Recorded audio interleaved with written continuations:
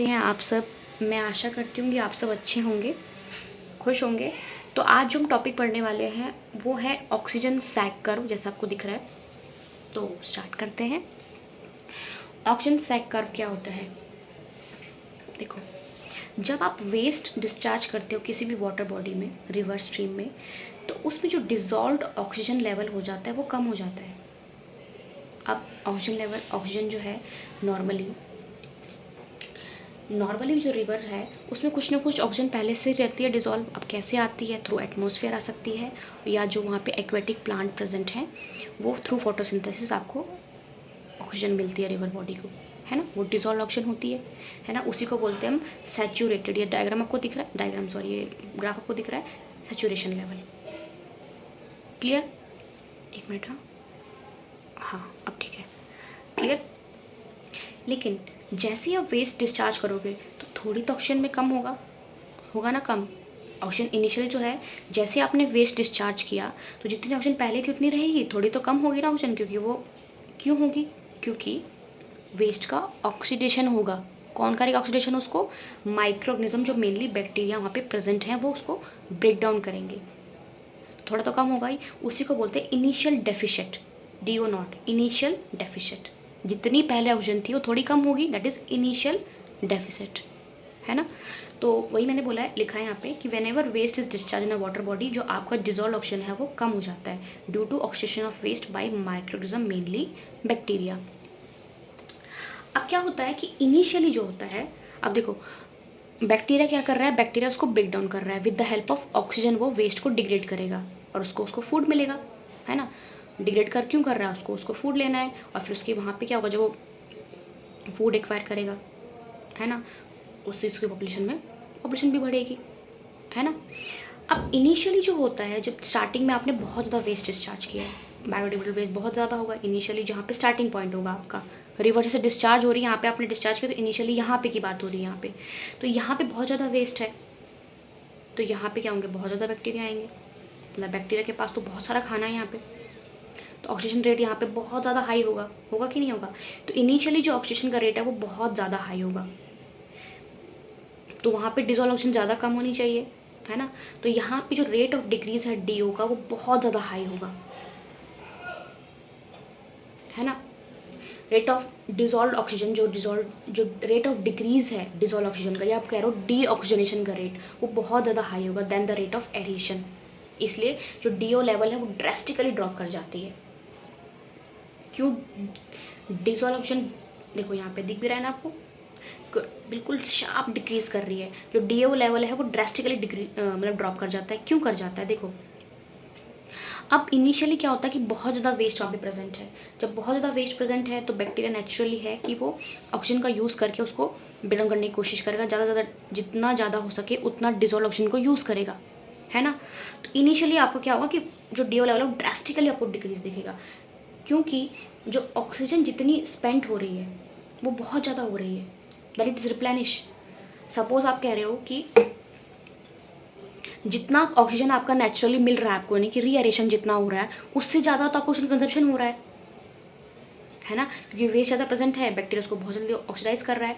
तो है ना, तो ऑक्सीजन का जो स्पेंड हो रहा है, ऑक्सीजन स्पेंड इज फास्टर, जितने जैसे वो रिप्लेनिश हो रहा है, इसलिए जो DO का लेवल है वो ड्रेस्टिकली ड्रॉप हो जाता है आपका। इनिशियली जो डिजोल्व ऑक्सीजन का लेवल है वो कम हो जाता है। क्लियर? अब धीरे धीरे क्या हो रहा है, अब आप सोचो, DO जो है वो ड्रास्टिकली रिड्यूस हो गया, डिसोल्यूशन सारा उन्होंने यूज़ कर लिया उसको वेस्ट को डिग्रेड करने के लिए, उसको तोड़ने के लिए, है ना। अब धीरे धीरे क्या होगा कि आपका वेस्ट आगे आप जा रहे हो रिवर से, जैसे आप रिवर जो डाउन स्ट्रीम फॉलो करेगी, आगे आगे जाती जाएगी, तो बैक्टीरिया ने कंज्यूम कर लिया जितना भी मोस्टली, जो most not all, most available waste है जितना, उसको डिकम्पोज कर लिया है, सॉरी ब्रेक डाउन कर लिया उसने उसको, है ना। अब कम फूड अवेलेबल है, बैक्टीरियल की पॉपुलेशन अब कितनी हो जाएगी, कम हो जाएगी, क्योंकि अब फूड अवेलेबल नहीं है, ठीक है। तो अब उनका जो रेट ऑफ कंजप्शन है वो धीरे धीरे क्या हो जाएगा, ऑक्सीजन कंजप्शन वो कम हो जाएगा ना, है ना। वो इतना कम हो जाएगा कि जितना जो एटमॉस्फेयर से ऑक्सीजन को रिप्लेनिश वाला रेट है वो उसके इक्वल हो जाएगा, और इस जो इंटरेक्शन पॉइंट को ही बोलते हैं हम DO मिनिमम, क्रिटिकल पॉइंट। है ना। अब यहाँ पे तो डिसॉल्व ऑक्सीजन बहुत ज़्यादा आ रही होगी, यहाँ पे क्रिटिकल पॉइंट पे आपकी डिसॉल्व ऑक्सीजन बिल्कुल मिनिमम है। तो जब आपका जो डिसॉल्व ऑक्सीजन है वो एक मिनिमम लेवल पे पहुँच जाती है, तो उस टाइम का जो रीएरेशन का जो रेट है, रीएरेशन का मतलब जो ऑक्सीजन रिप्लेनिश हो रहा है वो इक्वल हो जाता है in the rate of consumption of oxygen, जितना जो ऑक्सीजन कंजप्शन है किसका, बैक्टीरिया का, है ना। क्योंकि अब तो मोस्ट उन्होंने यूज़ कर लिया है ना। तो ऑक्सीजन कंजप्शन का रेट इतना कम हो गया कि वो इक्वल हो गया रेट ऑफ एरेशन का। कब? जब आपका मिनिमम लेवल पे पहुंच जाता है डिसॉल्व्ड ऑक्सीजन। इतना समझ में आ गया आपको? क्लियर? अब क्या होता है कि इस पॉइंट के बाद, क्रिटिकल पॉइंट के बाद, अब बिल्कुल जो बैक्टीरिया कंजप्शन है वो नियरली ज़ीरो हो जाता है, बिल्कुल ड्रॉप हो जाता है। क्या? बैक्टीरिया का ऑक्सीजन कंजप्शन बिल्कुल ड्रॉप कर जाता है। अब लेकिन बैक्टीरिया ऑक्सीजन कंजप्शन तो नहीं कर रहा है, लेकिन एटमॉस्फेयर से ऑक्सीजन तो आ रहा है, या किसी भी सोर्स से जो भी आ रहा है, मतलब जो ऑक्सीजन का जो एटमॉस्फेरिक जो रीएरेशन है, मतलब ऑक्सीजन का जो आ रहा है वो तो आ रहा है, वो अनइंटरप्टेड है। अनइंटरप्टेड का मतलब क्या हुआ कि अब उसको कोई इंटरप्शन है ही नहीं, बैक्टीरिया उसको ले ही नहीं रहा है, ऑक्सीजन को यूज़ ही नहीं कर रहा है, कंजप्शन नहीं कर रहा है वेस्ट को डिग्रेड करने के लिए। वेस्ट को डिग्रेड करने की बात हो रही है यहाँ पे, वैसे नॉर्मली तो कर ही रहे होंगे, है ना। तो एटमॉस्फेरिक जो रीएरेशन है वो इट कंटिन्यूज अनइंटरप्टेड चल रहा है वो, है ना। अब इतना होता है कि जो अब ऑक्सीजन ट्रांसफ़र हो रहा है जो एटमॉस्फेयर से, वो डोमिनेट करता है ना, वो ज़्यादा हो जाता है इन द सेंस, ठीक है। जिससे जो ओरिजिनल जो आपका मतलब जो आपका डिसॉल्व ऑक्सीजन था जो पहले था वो दोबारा से नॉर्मल हो जाता है। क्लियर?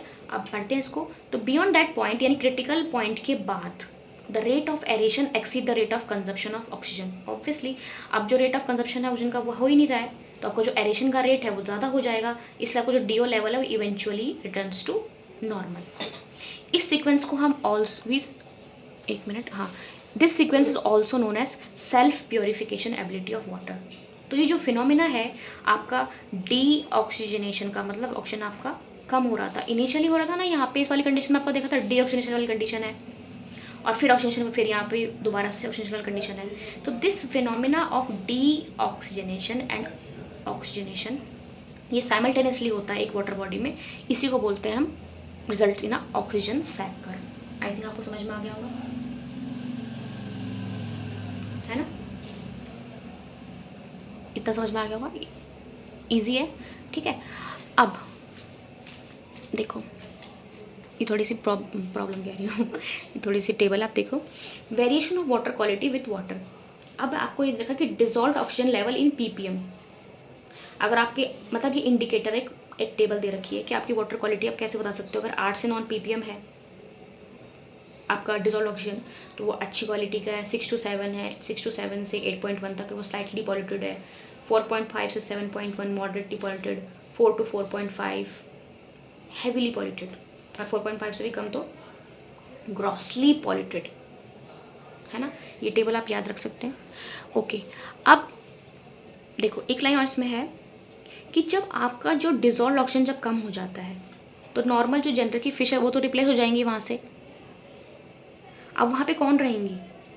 जो उस लो ऑक्सीजन को टॉलरेट करने वाले जो ऑर्गेनिज्म है वहाँ पे आपको वो दिखेंगे, to attain oxygen from the surface.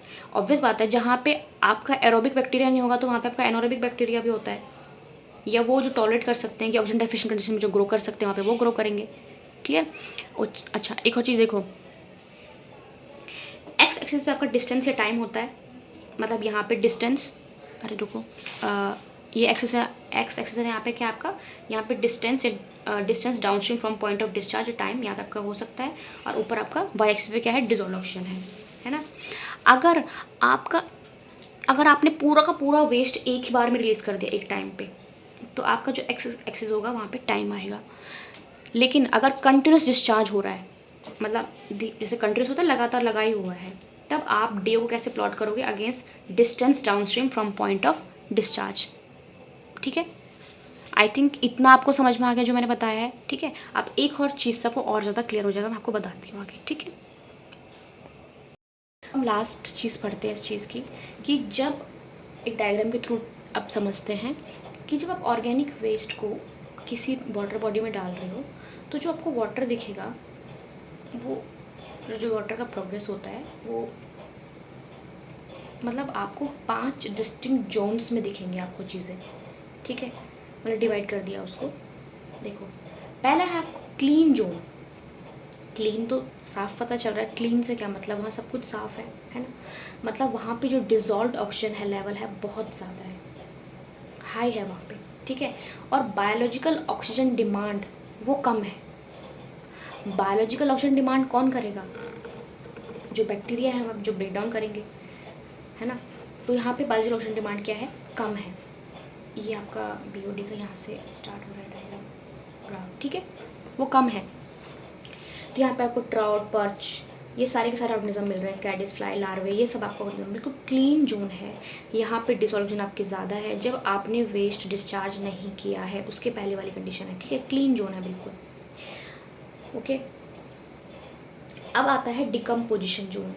अब क्या हुआ कि जैसे आपने ऑर्गेनिक वेस्ट का इन्फ्लक्स कर दिया यहाँ पे, तो अब आपकी जो बायोलॉजिकल ऑक्सीजन डिमांड है सडन क्या हो जाएगी, वो एकदम से स्पाइक करेगी, करेगी ना, क्योंकि उनको तो ऑक्सीजन की डिमांड ज़्यादा होगी। तो यहाँ पे डिकम्पोजिशन जोन पे आपकी बायोलॉजिकल ऑक्सीजन डिमांड बिल्कुल बहुत ज़्यादा हाई होगी, स्पाइक कर जाएगा, बिल्कुल सडन स्पाइक ये वाला, क्योंकि उन्हें डिग्रेड करने के लिए ऑक्सीजन डिमांड चाहिए, किसको चाहिए, बैक्टीरिया को, है ना। तो बायोलॉजिकल ऑक्सीजन डिमांड आपकी बढ़ जाएगी, वो रैपिडली कंज्यूम करेंगे, जिससे आपका जो डिजॉल्व ऑक्सीजन का लेवल है वो तो, अब जब बैक्टीरिया जो है जो वेस्ट को डिग्रेड कर रहे हैं, उसको ब्रेक डाउन कर रहे हैं, ऑक्सीडेशन कर रहे हैं, तो वो ऑक्सीजन का यूज़ कर रहे हैं, तो आपकी ऑक्सीजन की डिमांड तो बढ़ रही है। लेकिन जब ऑक्सीजन यूज़ करेंगे तो ऑक्सीजन तो क्या होगी, कम होगी ना। तो डिसऑक्सीजन का लेवल क्या हो रहा है, आपका कम हो रहा है, क्लियर।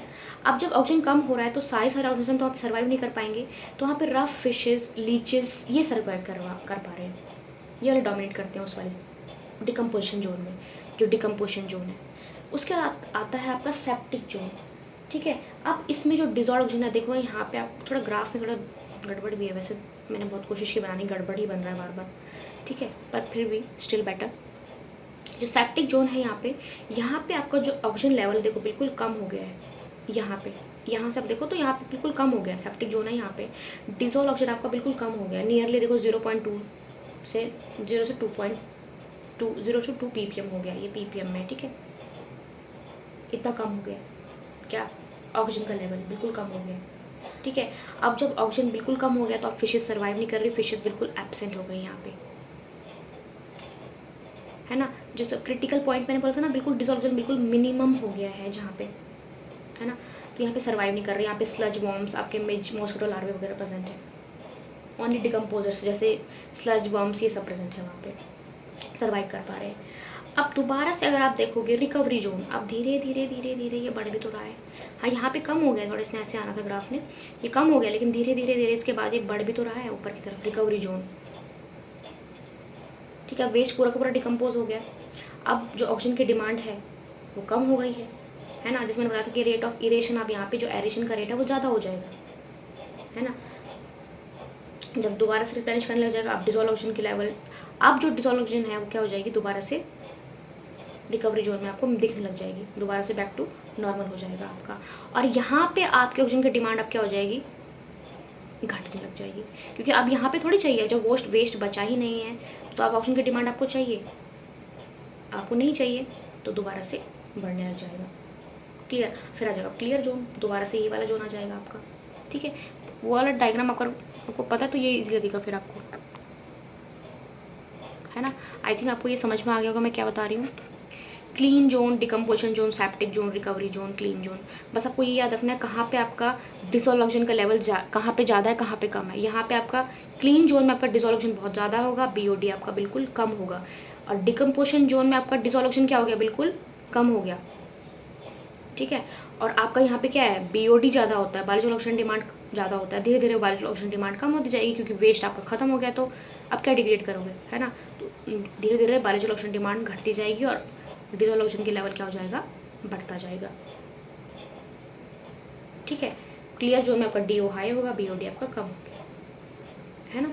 रिकवरी जोन में क्या हो रहा था आपका, रिकवरी जोन में क्या होगा, दोबारा से आपका जो इसमें क्या हो रहा है, आपका ऑक्सीजन जितना ऐड हो रहा है उतना कंज्यूम नहीं हो रहा है, तो ऑक्सीजन रेट जो है, मतलब जो रीएरेशन हो रहा है वो यहाँ पे ज़्यादा हो रहा है इस वाले रिकवरी जोन में, वो एक्सीड कर जाता है, जो रीएरेशन है वो एक्सीड कर जाता है ऑक्सीजन कंजप्शन से, है ना। कहाँ से आ रहा है वो ऑक्सीजन जो है, फोटोसिंथेसिस वगैरह से, एटमॉस्फेयर से आ रहा है ना। अब जब दोबारा से ऑक्सीजन ज़्यादा हो गया तो आपकी फिशेस वगैरह दोबारा से रिटर्न कर गई हैं, लीचेस, आइसोपोड्स। क्लियर, ये समझ में आ गया ग्राफ। आई थिंक मैंने पूरी कोशिश की समझाने की, आपको आई थिंक समझ में आया होगा। This is all about oxygen sag curve. Clear, thank you so much for watching the video. आपका दिन अच्छा रहे, thank you, have a great day.